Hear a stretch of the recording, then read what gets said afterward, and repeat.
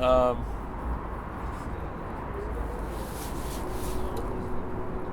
I'm not very good at talking about myself.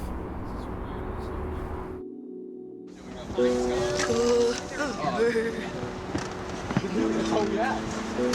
This tent is sweet, huh? You set this up in the last day or two.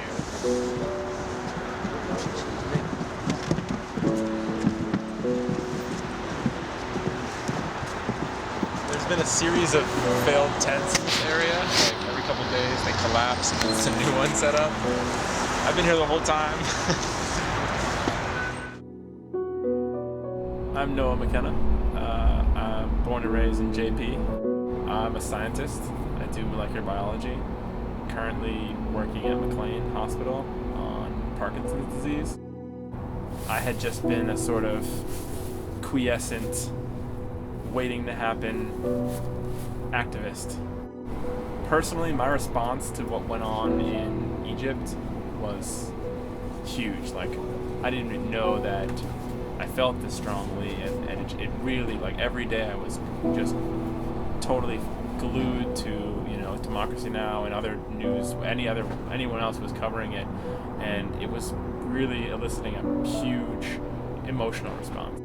And so I was primed at that point, and I was sort of waiting, and then all of a sudden my friend called me up and was like, "Hey, you going to this GA thing?" He didn't even show up, but I saw the first GA here, went the next day, got my tent, and set it up, and I've been here since. And my dad's on the tech working group, and my mom is doing, she's organizing food through her community. So they're in the Yiddish choir, part of a big activist Jewish thing. So she's trying to organize soup all winter and doing knitting classes, and it's kind of cool. The whole family's been swallowed up. Plus, my cousin in New York City has been involved in Occupy Wall Street since day one. The coolest, most memorable experience that I've had here was definitely the night of the expansion. Definitely.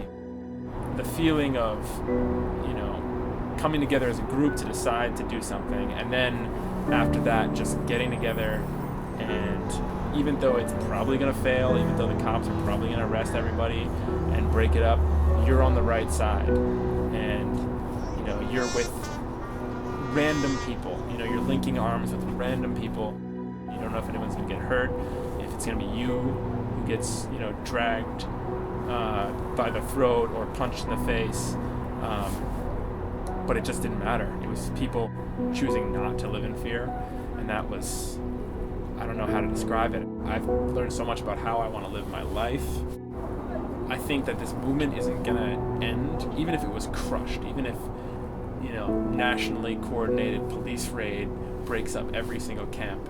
There's going to be it's going to go somewhere. It's going to turn into something. I think a lot of people at this point they see it, and they're happy that it's going on. They don't really know how to get involved, but they're like, that's what we're supposed to be doing, right? That's what, you know, if you have grievances, you're supposed to go out there and make them known.